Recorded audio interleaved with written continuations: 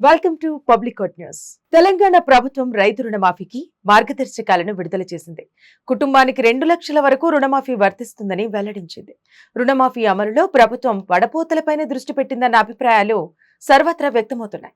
అసలు ప్రభుత్వ మార్గదర్శకాల ప్రకారం ఎవరు అర్హులో ఎవరు అనర్హులో ఇప్పుడు చూద్దాం. రైతు రుణమాఫీ ఎప్పుడెప్పుడా అని ఎదురు చూస్తున్న అన్నదాతల కోసం కీలక ప్రకటన వెలువడింది. రైతు రుణమాఫీకి మార్గదర్శకాలను రేవంత్ రెడ్డి సర్కారు విడుదల చేసింది. అయితే అర్హుల సంఖ్య తగ్గించేందుకు ప్రభుత్వం కొర్రీలు పెట్టిందన్న అభిప్రాయాలు వ్యక్తమవుతున్నాయి. 2018 డిసెంబర్ 12 నుంచి 2023 డిసెంబర్ 9 మధ్య కాలంలో తీసుకున్న అన్ని పంటలకు రుణమాఫీ వర్తించనుంది.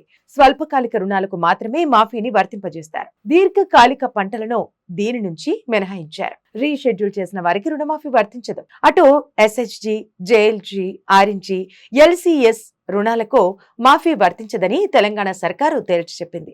పంట రుణమాఫీ కోసం ప్రత్యేక వెబ్ పోర్టల్ ను ఏర్పాటు చేయనున్నారు. రేషన్ కార్డులను ప్రామాణికంగా పరిగణించడంతో అవి లేని వారు రుణమాఫీకి అనర్హులవుతారు. డిసెంబర్ 12, 2018 ముందున్న రైతుల రుణాలకు మాఫీ వర్తించదు. ఆహార భద్రత కార్డు, పీఎం కిసాన్ పథకాన్ని ప్రామాణికంగా పరిగణిస్తారు. బంగారం కుదువ పెట్టి తీసుకున్న రుణాలను మాఫీ చేయరు.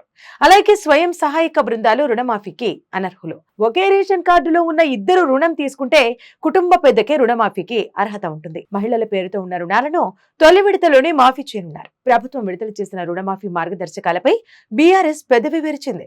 రైతు రుణభారం తగ్గించడం కంటే ప్రభుత్వ భారం తగ్గించడంపైనే రేవంత్ దృష్టి పెట్టారంటూ మాజీ మంత్రి హరీష్ రావు విమర్శించారు. ఎన్నికల ముందు చెప్పింది ఒకటి, అధికారంలోకి వచ్చాక చేసింది మరొకటని విమర్శించారు. 2018 డిసెంబర్ ముందున్న రుణాలకు మాఫీ వర్తింప చేయకపోవడాన్ని తప్పుపట్టారు.